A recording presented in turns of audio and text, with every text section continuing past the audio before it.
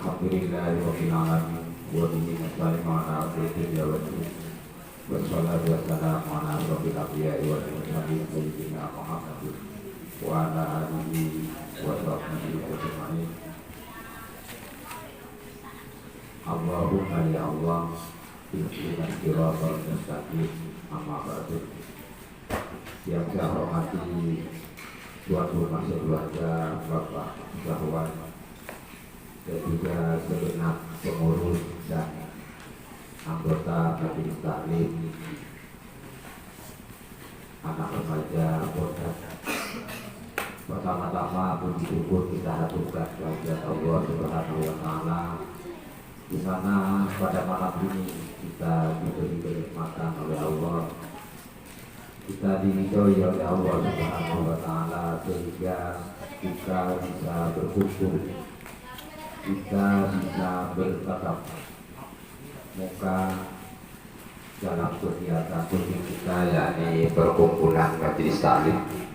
Shalawat dan salam senantiasa tercurah limpahkan ke haribah junjungan kita Nabiullah Muhammad sallallahu alaihi wasallam. Jemaah majelis taklim yang saya hormati, kita lanjutkan dari pertemuan malam Jumat kemarin. Kita membahas tentang pentingnya sebuah ilmu. Dalam surat Al-Baqarah ayat 201, Allah Subhanahu wa taala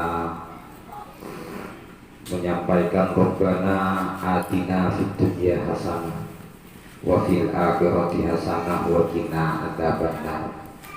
Dan ayat ini sering kita baca di setiap kita berdoa. Akan tetapi terkadang kita masih belum paham makna yang sebenarnya yang terkandung dalam ayat 201 tadi. Kalau guru saya, yakni Hadratus Syekh Al-Maghfurlah Kiai Khalil bin Nawawi, memaknai Rabbana atina fid dunya hasanah, yakni fid dunya hasanah di sini diartikan dengan ilmu dan amal yang soleh. Jadi siapapun yang punya ilmu dan amal yang soleh itu sudah mempraktikkan atau melaksanakan firman Allah yang terkandung dalam surat Al-Baqarah. Dengan ilmu dan amal yang soleh, sedangkan hasanah fil akhirah itu atau dimaknai dengan masuk surga. Kalau dalam kitab hikam itu disampaikan bahwa orang yang masuk surga itu adalah orang yang mendapat ridho dari Allah Subhanahu wa taala. Jadi kalau kita di dunia ini sudah mendapatkan ridho, yakni kita melaksanakan amal soleh, terus kemudian kita bisa bermanfaat bagi diri kita sendiri, lebih-lebih bermanfaat kepada orang lain, maka otomatis nanti juga mendapatkan ridho di akhirat dari Allah Subhanahu wa taala. Dan yang perlu kita pahami bersama bahwa yang diminta dalam doa Rabbana atina fid dunya hasanah itu adalah amal soleh atau perbuatan yang baik. Jadi kalau orang sudah melakukan perbuatan baik, maka otomatis orang itu menjadi orang yang soleh.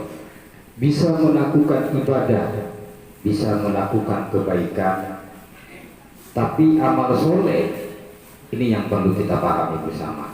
Amal soleh tanpa ilmu itu dihukumi tidak sah atau tidak diterima oleh Allah Subhanahu wa taala. Sehingga sangat penting dan mesti didahulukan adalah mendahulukan ilmu agama. Saya ambil contoh ya.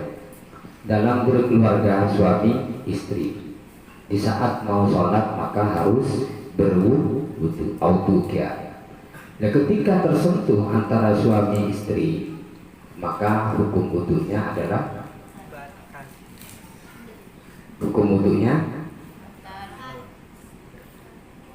batal. di sini pentingnya ilmu ya. Pentingnya ilmu. Istri sebelum ada akad nikah itu hukumnya haram. Sekarang kalau sudah menjadi istri hukumnya halal. Halal. Kembali kepada pembahasan tadi, semua belajar cerdas tadi. Belajar cerdas. Kalau suami menyentuh istri yang sama-sama punya uduk, maka uduknya. Sekarang ikut Imam Syafi'i, hukumnya batal. Pertanyaannya, kenapa kok batal? Maksudnya cerdas ya. Karena bukan mahram. Kalau dengan mahram yakni orang yang haram digawin, itu wudhunya tidak batal. Sekarang kalau dengan istri kenapa kok batal? Karena istri adalah statusnya ajnabi maknanya orang yang halal untuk dinikah. Sehingga suami istri yang ketika punya uduk kemudian tersentuh kulitnya, maka hukum uduknya itu batal. Yang kedua, saya ambil contoh lagi, dalam sholat berjamaah yang paling utama ada di saf mana? Paling depan. Senang doa aja si paling otak. Mari dilihat nomor 2, nomor 2 ya. Kita kaji kita tarik kepada usul fikih. Kalau memang dalam saf sholat berjamaah itu safan pertama yang paling utama, kenapa masjidnya nggak dibentuk dari selatan ke utara? Biar sama-sama dapat saf pertama atau keutamaan saf. Iya kan? Mun pas ka juara masjid ke kada jalan aku pakai tasih. Coba ke kisah karena jemaahnya banyak. Sementara masjid yang ada itu dibentuk dari barat ke timur, memanjang ke barat ke timur seperti itu. Padahal safan itu yang paling utama adalah yang paling depan. Kenapa enggak dibentuk dari selatan ke utara? Nah, di sini fungsinya atau pentingnya sebuah ilmu. Terus kemudian safan pertama, posisi mana yang paling utama? Dari antara safan, maka saf yang pertama. Di saf yang pertama ini ada posisi yang paling utama. Jadi imam. Terus imam ke kanan. Ya kan? Mau ke kiri bulu marena. Pas budina imam itu ditarik ke kanan. Dan posisi ini lebih utama, sama-sama di depan tapi lebih utama dibanding dengan yang ke kiri. Sekarang pertanyaannya, kenapa imamnya kok di tengah? Pindah saja ke paling selatan, ke paling bawah, sehingga dapat keutamaan semua, ya kan? Nah, sehingga kalau seperti itu itu pentingnya ilmu. Jadi nggak cukup kita tahu caranya sholat, kemudian tata cara berjamaah, ada istilah makmum masbuk. Yang mau pas imam masbuk kacau ya. Makmum masbuk gitu. Sehingga kalau di Mekah itu ileng-ilengnya, imamnya ileng-ilengnya ya. Kalau di Mekah maksudnya kampanye ileng-ilengnya. Ya. Kembali ke tadi, yang paling utama itu di belakang imam, kemudian ke kanan. Kemudian kalau seumpama imamnya ditarik diletakkan paling kiri, maka otomatis dapat keutamaan semua. Ada lagi yang paling utama, orang yang paling dekat kepada imam. Kalau seperti itu gerubuti imam lagi, gerubuti masuk maka imam.